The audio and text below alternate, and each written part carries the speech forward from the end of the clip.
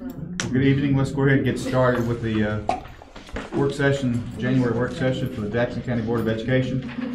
Welcome to a new year. Unfortunately, it's a cold one.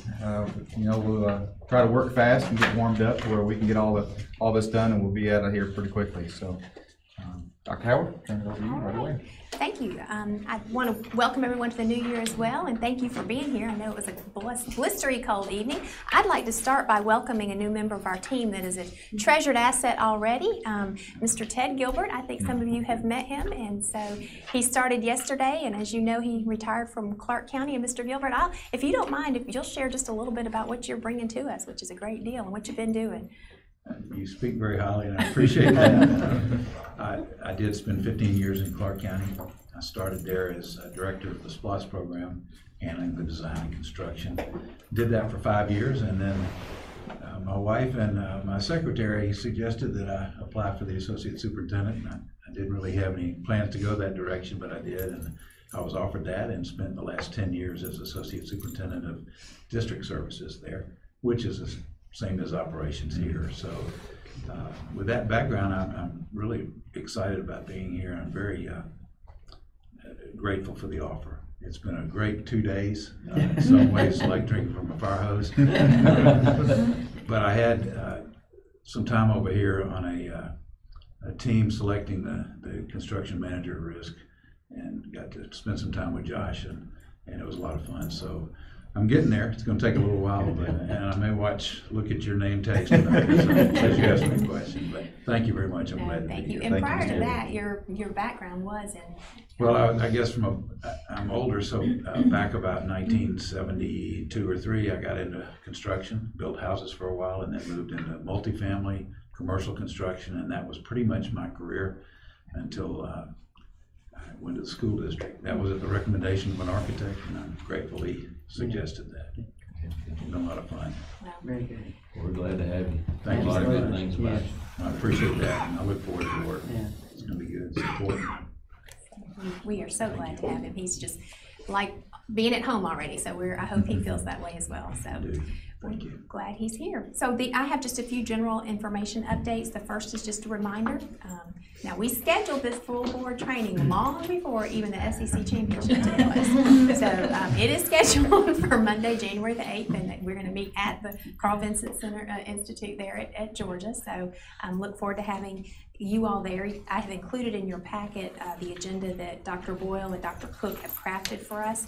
It's from 8:30 to 4, and they have suggested that we have a couple of district leaders there, so we will have a couple of district leaders there as well. So looking forward to that day, and that's for your review. You'll, as you look at that later, you'll notice some reference to it later in our meeting today, because it's collective decision making, and they asked us to select a topic that would be beneficial, and we felt like where we are with the building of a new high school, the Empower Career Academy on the horizon, that we probably need to look at high school programming and potentially even the naming of the new high school. So those will be conversations that will take place at that meeting. So it's looking forward to that.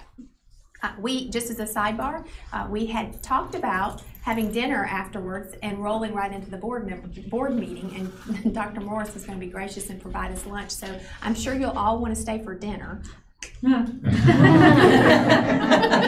maybe if there's a pep rally involved, we might Matter of fact, I'm hoping that there's maybe a bathroom break somewhere around 1:45. So Dr. Morris has graciously offered to back off, and she'll fix this dinner another night, right? So we will not. I would have. You and Amanda, right? Not a football band.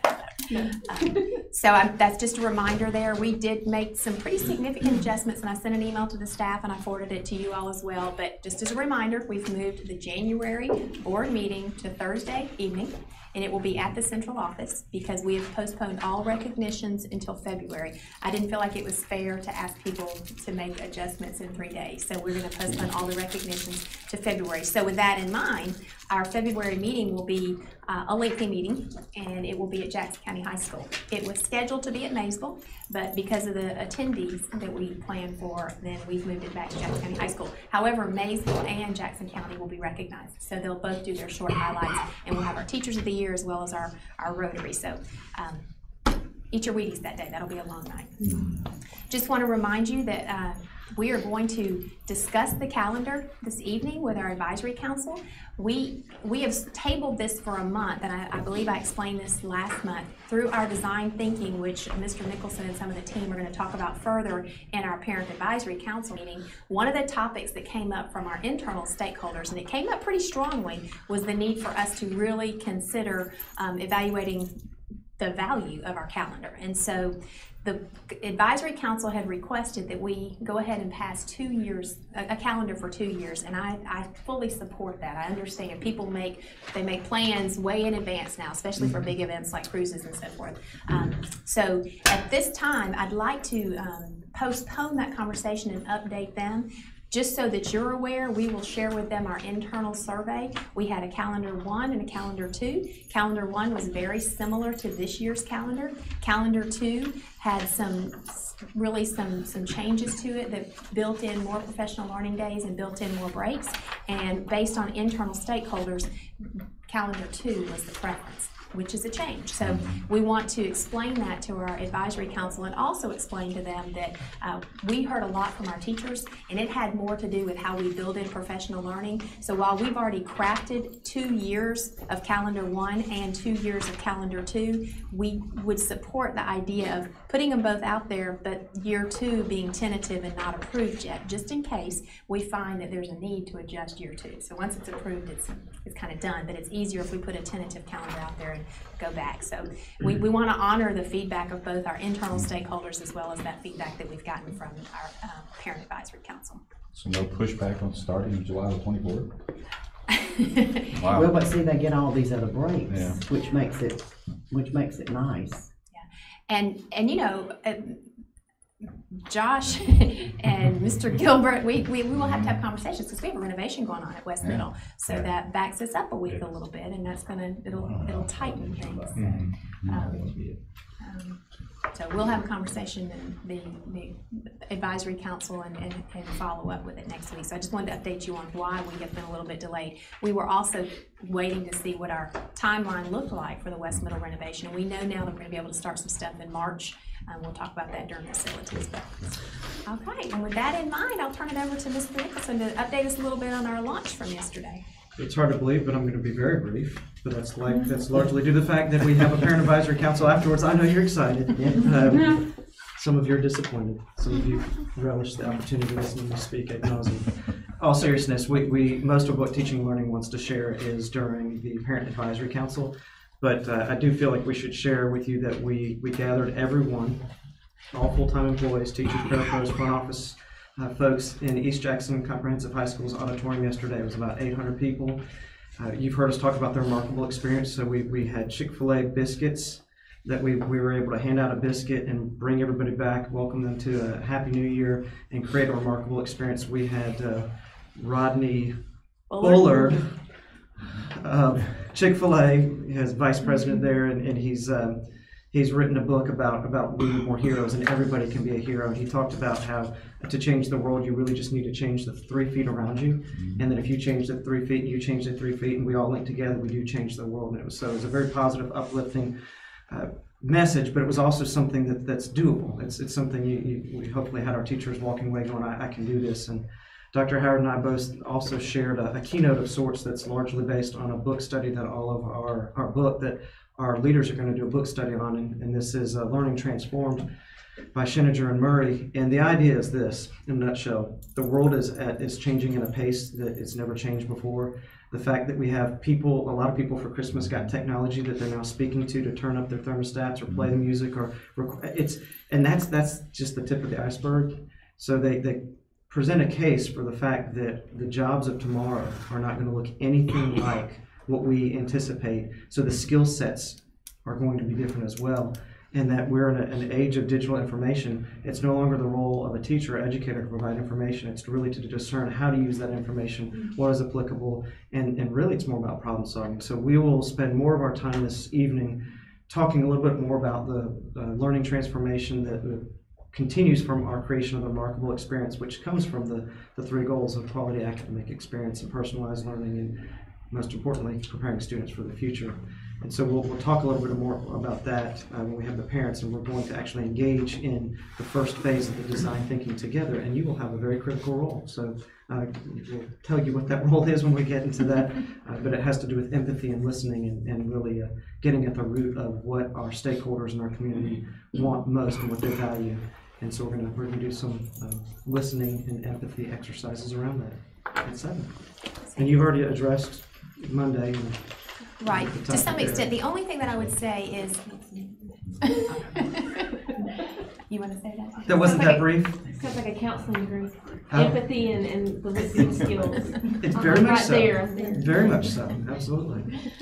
So I just want to thank everyone who helped in putting that together. It was a good day, a great start, and to also thank Todd Schultz, who has kind of taken the lead on much of our program of study. We've done that for years. We don't have it quite ready yet. It'll be coming out in a few weeks. The cover of it he shared with us, One Jackson, and we are really leaning towards the concept of high school programming instead of it being individual by school, maximizing opportunities for all students, and so that really blends into the conversation that we'll be having on Monday, but it also pulls in all of our innovative thinking that will involve Empower as well. I just want to make you aware, I'm excited that we'll have our advisory committee here. I hope they did RSVP, and we had most of them coming. It's a cold night. People can change their minds, but I also invited April Sorrow, who was on the Empower, the steering committee, and so she's going to join us, not necessarily to present, but to partner in some of this work and conversation. So this is going to be really, really timely. So, all right. Dr. Blankenship, you want to talk to us a little about personnel? Yes, we have a fairly short personnel list for your approval and consideration tonight. There is one request for a medical leave of absence on here for your consideration as well. And a couple of substitute teachers. We're still on the deep search for bus drivers and for substitute teachers. And so we, pretty much anybody who walks into our office these days, we are asking if they would like to do one of those two things. So, and actually because of that, we have found a couple of substitute teachers, and one a certified person who can actually be a long-term sub. So I just want to give a shout out to everyone at the central office who has kept their eyes and ears open for potential individuals to serve in those roles. So. We had another individual come in today who he has everything, and his wife actually does drive for us. So that's usually husband and wife teams make a good pair. So we're definitely excited about that. I have 2 interviews set up for tomorrow, so I feel like we're moving in the right direction with that. Good. And over the next month, or next couple of weeks, David and I are going to be working on many of those incentives that we presented to you last board meeting. So. Good. And the other piece that you have is the enrollment update. And you can see that in December, we've stayed pretty steady. Have about 6 more students than we did in November. I expect that our January numbers will be up a more significant amount from December. So just keeping an eye on that as we prepare for looking at our hiring season coming up. Very good. Very good. And this does begin our busy season actually for personnel. So our letters of intent will be going out this week, first part of next week, and we'll start the process. So very good.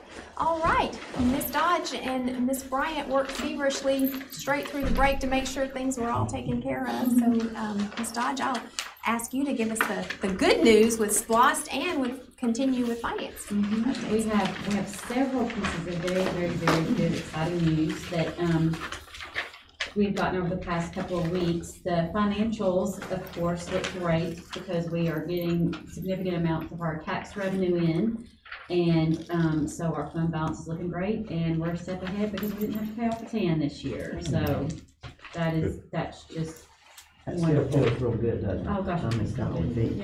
Yeah. Long time. It's a good thing. And if you look at the actual financial report, you'll see that, we are at 59% for our revenue collections, which is a little above the point we are in the year, because of course we're halfway through the year now. And then if you look at the expenditures, we're a little bit below that 50%, so we are looking good still. Everything is great, and this is in light of being able to make, some purchases and do some things and implement some things that, of course, over the years we've abandoned. So, I mean, to be in this position and everything's still looking good and us able to function through the fall without a tan is phenomenal. So it's very exciting. It makes my job way easier. Exactly. Not have to play a cash flow guessing game. And then, if you wanna look at the SPOS, then it is up over all measures. It's a very good amount for this month. I'm expecting next month's to be much higher, because usually the collections for December that we get in January are one of our biggest ones throughout the year. So, but it's up above year over year, month over month, and over average, so it's a good thing, good news. Great news. Very much so. And then the last piece of information that we actually received a couple of days before we left for the break is that Moody's, one of the rating agencies, changed their methodology on how they rate and the amount of importance they put on state intercept programs, which means that the state basically backs any school system's bonds.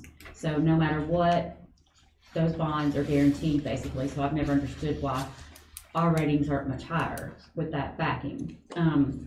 It's basically a fail-safe measure. But they did go back and they have reviewed how they determine that and how they calculate that into our rating. And with that new methodology, our rating increased from an A2 to a double A1. Wow.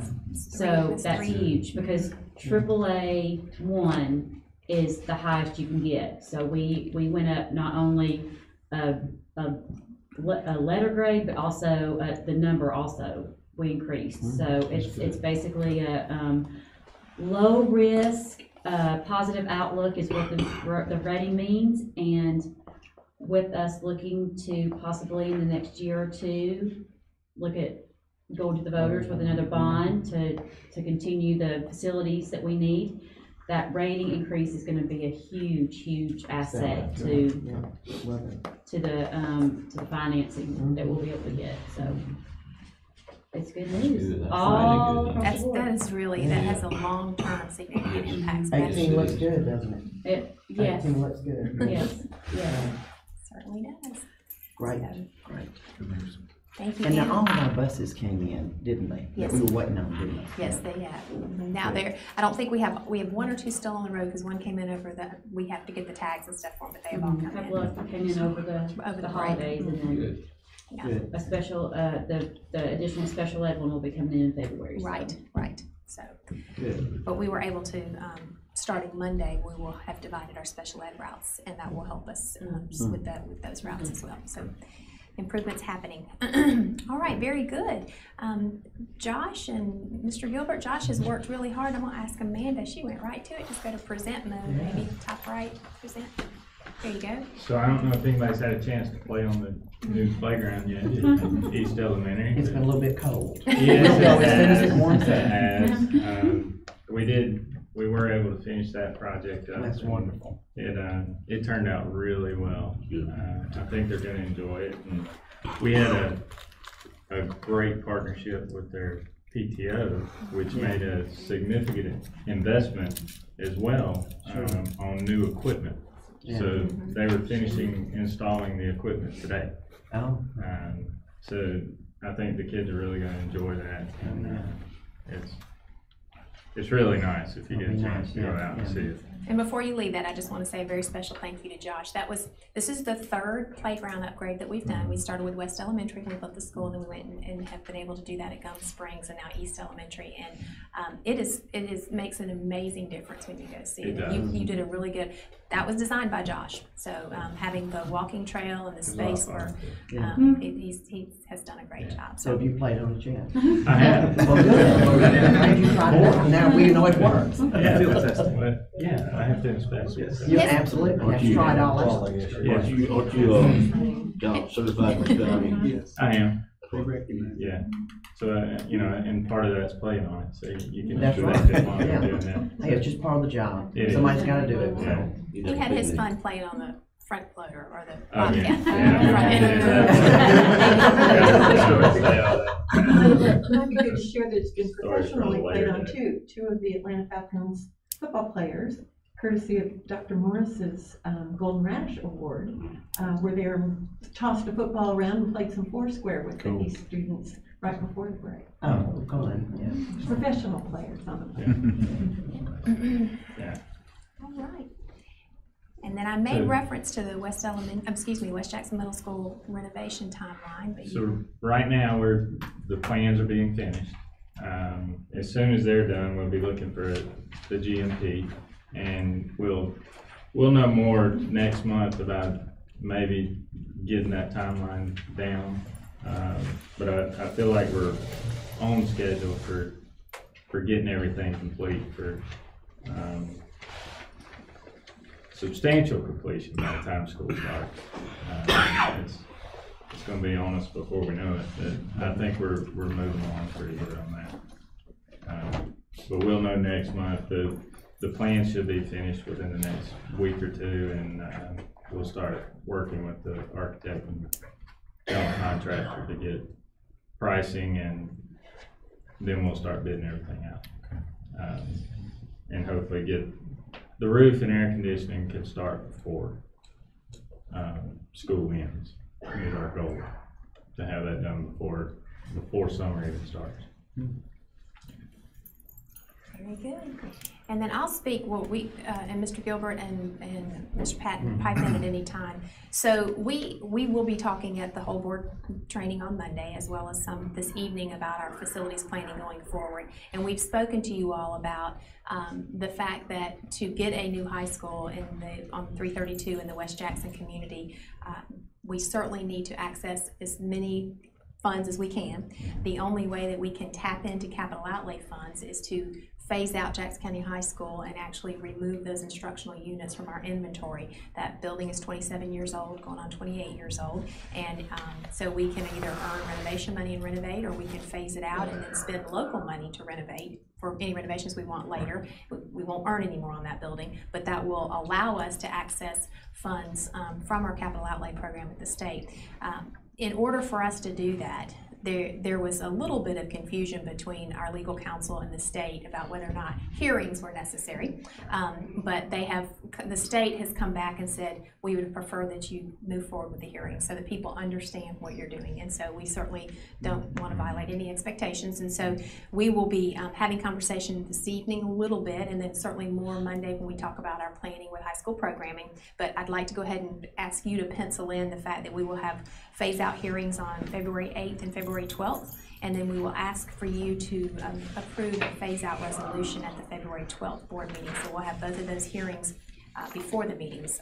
But it'll be the first thing we do at the work session and the first thing we do at the board meeting. And you'll notice, if you'll please make note, we went ahead and scheduled the February 12th meeting at 6 o'clock instead of 6:30, and that will just allow time for the hearing before the actual meeting starts. So we can talk more detail about that if you'd like. It's really more of a negotiation, and Mr. Gilbert's done this for many years, and we had a great conversation yesterday, just thinking through all of the potential implications and possibilities. But we really did, and I would just add from my 2 days here that, and the time before, that one day, there's significant thoughts going into this, and it's complicated in some ways just from an initial reflection, but it's very long-term thinking. I think it's an excellent plan. Some ways you might look at it, it makes you think about other alternatives, but I think this is a really good step that puts that high school right up front, it moves it in the right direction, and that's what's needed as the top priority. So I appreciate being part of those conversations, but it's impressive, the planning. I appreciate that, and we have had lots of conversations over this. There's everybody at this table at some point, because you just want to be. This can a long time. Well, you're right, you're right. But we want to be very thoughtful because you're talking about a lot of money, and you want to be very and think about it programmatically. And so, and there's more conversation to come. But the definitive recommendation is that we move forward with the hearings and the resolution so that we can phase it out, tap into those potential funds somewhere between 12 and 15 million that will allow us to go ahead and do the construction paired with our SPLOST that we've already have in reserve. We can get a really good start on that, and if we roll right behind with our bond, we can almost do a 2-year seamless build and it not feel like as much of a phase in as if you tried to do it over 3 years. Which is cost effective in itself. It is. To not have to phase something in, it would be. Yeah. Start and stop and all that. Yeah. Scenario. That's right, that's right. We can almost just build phase 1, take a break for the summer and let it, not the summer for interim, and then bring it right back on board. So we are planning to make that recommendation, but certainly want to have conversations with that. So other than that, David stepped out, and I'm sure he's dealing with something. I was just going to send a shout out. I know our transportation department has taken some hits this year, and we understand and respect that, but I wanted to send a very special thank you. I was at the office very early yesterday morning, about 5 o'clock, getting ready for our kickoff, and every single bus in that parking lot was running with the lights on, and they were not going to pick up kids yesterday. They were just practicing warming up the buses when it was cold. So while I know it's been challenging, I think it's real important that we recognize the folks that are with us are dedicated and they're working hard, and it's not fun to get up and start those buses at 4 or 5 o'clock in the morning, but they make sure they get there. And we had a good morning. We had one bus this morning that had to be jump started, and other than that, out of a fleet of about 85 routes, that's pretty good. That's pretty good. That's really good. That was very good. So other than that, that is all we have, unless you'd like to add an executive session. That's up to you. I think we probably should. We're really short time. Since we're a little bit ahead right now, if we can add that to the agenda and go ahead and break for an executive session. Okay. All right. And once we are finished with executive session, we'll come back in, and if we have time, I'd like for Mr. Nicholson to show the renovations that have been taking place under Josh's leadership on the other end of the building. I really want y'all to see it. We'd love to show you. Josh's handiwork. Very good. We can either step, would you like to step next door before our council comes in? And then these folks don't have to be.